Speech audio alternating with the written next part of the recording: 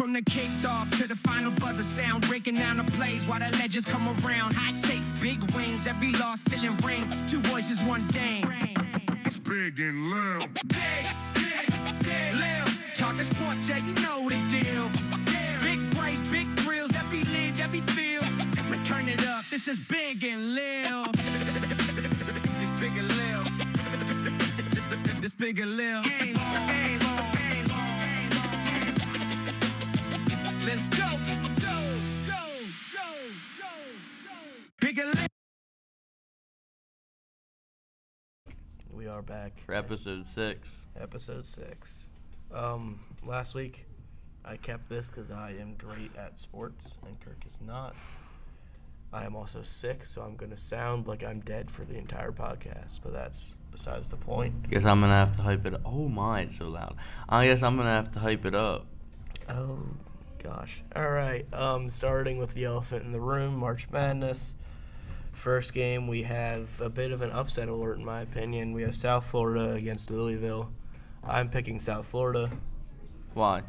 Because everything I've watched has South Florida winning, and South Florida has beaten a lot of good teams. Even though they're in a smaller conference, they have won their conference championship, beaten some pretty good teams to get there, and Louisville has just not proven themselves at all to me. Well, I'm going to stick with the 6th seed here. I'm going to take Louisville. I like how Michael Brown is playing, and he is, I think, questionable or probable, but I think he'll end up playing because it's a couple days away. But still, I think Louisville will get it done pretty easily. Maybe a 10-point game, but yeah. All right, next game. This one ESPN has very close, about a 50-50, is Clemson, Iowa. I'm going to take Iowa. They are are they the 9? Yeah. They are the 9, so they are technically the lower seed, but I think Iowa has played a lot better competition than Clemson, and Iowa just has more experience against larger teams, and some of those larger teams they've beaten, unlike Clemson. So I would take Iowa. I think Clemson will win because of their defense. Their defense has been great this season. They did lose a person to injury, torn ACL, Carter Welling. He was a big part of that defense, but I still think they get it done, but they will most likely be second rounded by Florida. They definitely will be second rounded by Florida.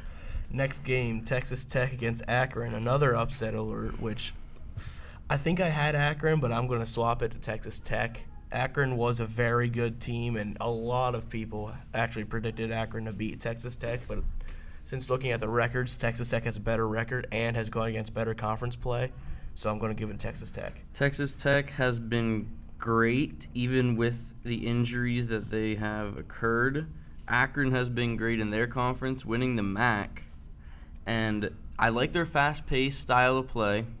It's going to be a high-scoring affair, but I do think the Red Raiders get it done by about 3 to 5 points.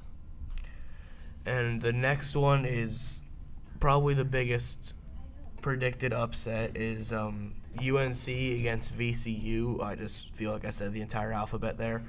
But I'm picking VCU. I mean, I feel like I'm going with the majority vote somehow, even though UNC is predicted to win. A lot of people have picked VCU, and I agree with them. I actually have VCU going to the Sweet 16. Okay, so I have UNC winning this one. VCU, they can shoot lights out, but they don't have the all-around play from outside 3 to the mid-range to all the way in by the basket. I think NC will get this done, but it'll be another high-scoring game, and it'll be another very close match. I just think VCU shooting is going to overwhelm UNC because UNC has been pretty overwhelmed recently, especially by the teams they faced, and I don't think that's going to carry into the tournament. I did just hear they had the most, their practice they just had was the most competition they've had to get them ready for March Madness, so we'll see what that can do for them. I don't think much. Next game, Kentucky, Santa Clara. I'll take Kentucky in this one. I'm going to agree with ESPN. They're giving them a 72% chance to win.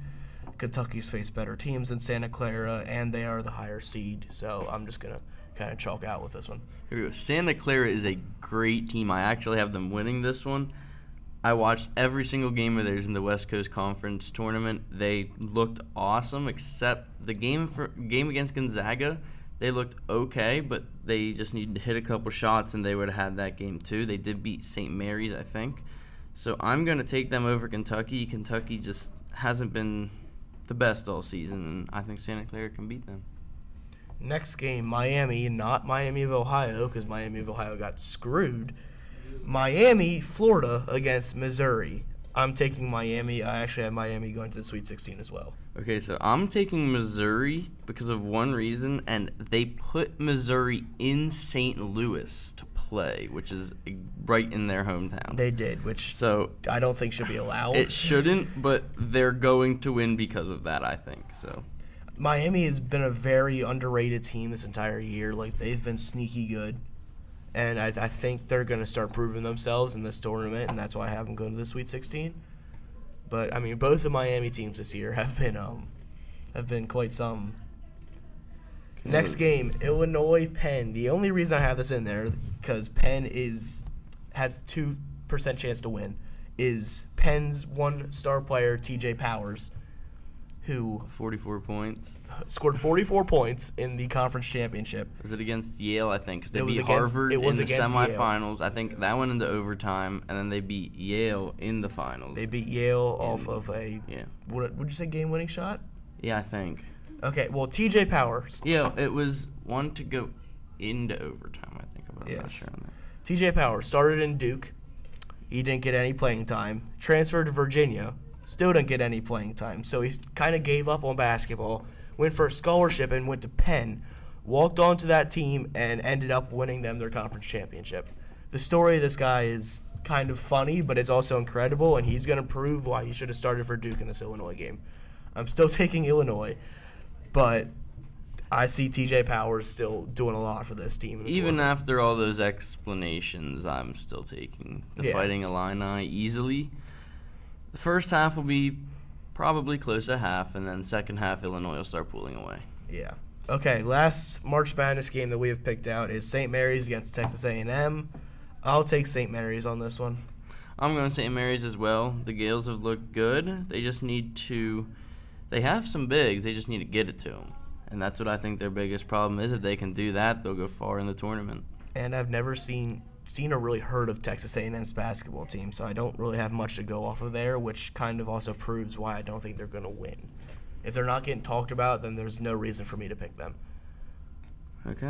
Okay, let's go to the NFL. We're going to talk about the Ravens for a second. And they had Max Crosby in a trade. Every Ravens fan was happy, I feel like. And then he went away. Yep. And but then now the they have next Trey day, they got Trey Hendrickson, and that brought all the life back to Baltimore. And a little life back to the Raiders, actually. Yeah. So the thing with Crosby is Ravens got him. Ravens looked at his health checks or whatever, and apparently Crosby is a decaying old man. So Ravens kind of said, nope, we don't want that anymore, sent him back, and went for Hendrickson, which they got a day later. Okay, so next we're going to talk about the Bills. How do you think DJ Moore will help the offense this season? I mean, this is one of the earliest signings in the free agency thing. I think Moore is going to be exactly how Amari Cooper was. I can definitely see that. Yeah. I think it's going to come out the same way. I think Moore's going to do good this first year, but from 2027 onward, I don't think Moore is going to be a problem at all. I'm going to agree with that. I think they will get it to him in the red zone, but other than the red zone, I don't think they will try and get it to him. They have a pretty good team, though, in Buffalo. Here we go. Super Bowl MVP Kenneth Walker III to the Kansas City Chiefs. That'll help their running game so much. I'm sorry, Seattle fans, but your team is pretty stupid for letting this guy walk. Get it? Walker. Oh, my God. Okay. They also got rid of half their defense. Yes. I don't know what Seattle's been doing this offseason, but letting Walker go was a big mistake, and now Chiefs have built the Avengers, and I don't know who can stop them. The only one they got left to get is Tyreek Hill. Well, the cops also have to get Tyreek Hill, so I don't know how that's going to go. Anyway, Vikings getting the smallest man in the NFL, Kyler Murray. Yeah, I would like to see him start in Minnesota. Yeah, as much as I love J.J. McCarthy because I'm a Michigan boy, he sucks. And I think Kyler Murray can do a little better than J.J. has and kind of bring some life back into that Vikings offense. He started his football career when he was little, and he was on the Vikings. And now he is on the Minnesota Vikings in the National Football League. I think this might be a good year for Kyler Murray. He's going to have some weapons. He obviously has one of the best wide receivers in football, Justin Jefferson. He's got Addison on the other side, right? Mm-hmm. I mean, if he can stay out of trouble. If he can stay out of trouble. But if Murray plays well, the Vikings can be a pretty good team. Mm-hmm. Okay, let's go. Ooh. Last thing the New York Giants are going to be a playoff team. This was the Ravens' only loss this I don't know. Offseason? But they get I think, other than Harbaugh. Giants have built an offensive powerhouse, in my opinion. Now getting Isaiah Likely at tight end. Yes. You have Jackson Dart, who's an up-and-coming great quarterback, who I can see going pretty far if he stays out of concussion territory. Same with Cam Skattebo, who's a tank for a running back. They've got Malik Neighbors coming back. They did lose Wan'Dale Robinson. Yeah, they did. But now they have Isaiah Likely. Yep. And on defense, their defense is not looking shabby at all. And most likely in the draft, they will go for safety Caleb Downs out of the Ohio State University. The was not needed, but Caleb Downs is pretty impressive. I mean, that's really all we got, I think. Well, actually, we just got something in. Oh, God. Jalen Waddle to the Denver Broncos. I knew you wanted to talk about that so bad. I think that's the best thing the Broncos could have done. That is the best thing the Broncos could have done. Now Nix finally has someone to throw it to aside from Cortland Sutton. They may have spent a little too much in the market. Oh, they gave up a first and a third, but the first round was a 30th pick, so it may not make it that big of a difference. Yeah, I mean, and finally Broncos have a little help for Nix. So if Nix can get the ball to building him, up for the Super Bowl this year. Yeah. That's not happening. Anyway, I think that's it. Oh, and Noah Means, he's playing football. We don't need to add that in. Yeah. Nope. Okay, that's it for Big and Lil. I've been Lil. That's Big. Yes, it is. Bye. Big and Lil. Let's go. From the kickoff to the final buzzer sound, breaking down the plays while the legends come around. Hot takes, big wings, every loss filling ring. Two voices, one thing. It's Big and Lil. Big, Lil. Talk the sport, yeah, you know the deal. Big brace, big thrills, every league, every field. Let's turn it up. This is Big and Lil. This Big and Lil. This Big and Lil. Let's go. Go. Big and Lil.